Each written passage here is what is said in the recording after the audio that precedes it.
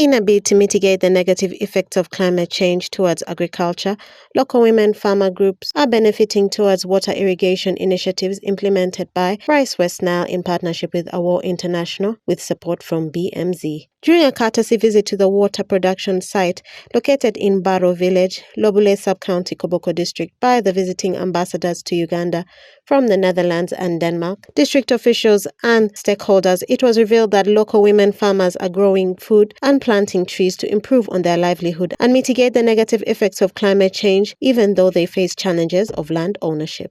Kani Gloria, the Assistant Production Officer, Lobule Sub-County, stated that local women farmers face challenges of land ownership influenced by culture, which has hindered their engagement in agriculture and climate change mitigation interventions.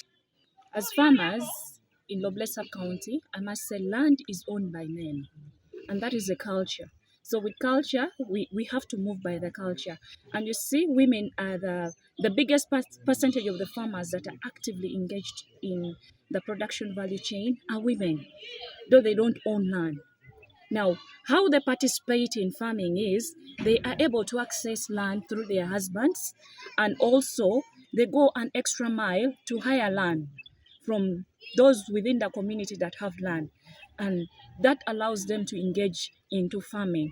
Much as they access land through their husbands to farm, they still face challenges in that you find that the man feels he has to take ownership of all the resources at the end of the production season.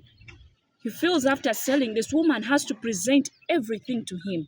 And that is another challenge that you are facing as women along the production value chain. Due to that, you find that women are not willing to plant trees because even their husbands, there are those that have come to my office and telling me my husband is not allowing me to plant trees because they look at trees as a permanent investment. They say you want to grab their land.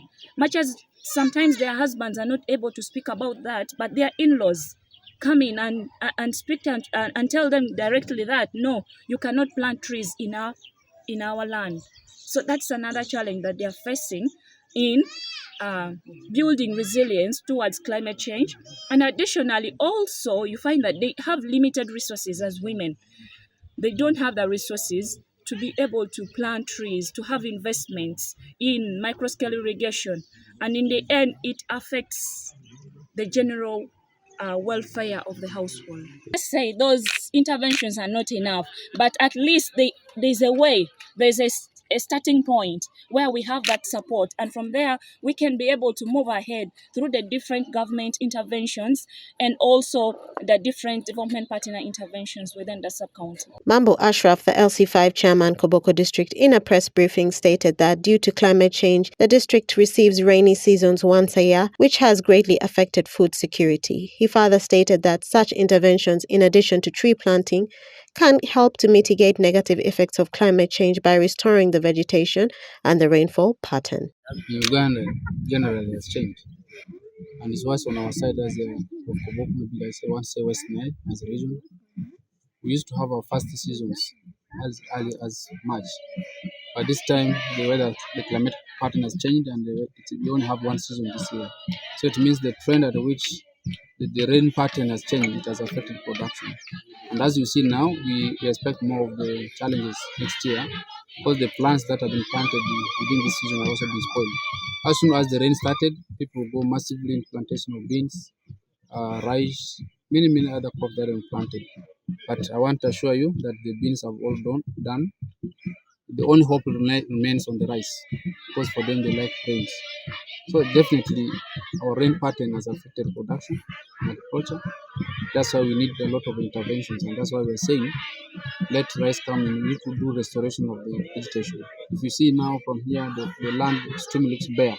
So it means we need to plant more trees in order to restore the vegetation and retain back the rain pattern that we used to have. Of course, the negative impact is when there's no production, where there are no rains, then there's a reduction in production.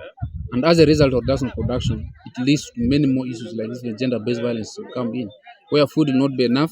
Issues of theft cases are going to rise. If you go right now, even in police stations, the rate at which people are stealing is high. Why? Their livelihood has been tampered. There's nothing that they can do to their life survival. So the only thing is to steal whatever things are there. They go and steal. and that's impact us negatively because as a result of the drop in production. Though there are a number of interventions provided by the government of Uganda and the local non-governmental organizations, Koboko district still faces challenges of climate change and food shortage attributed to tree cutting. Okumuringa Christine for West Nile Television, Nowcast.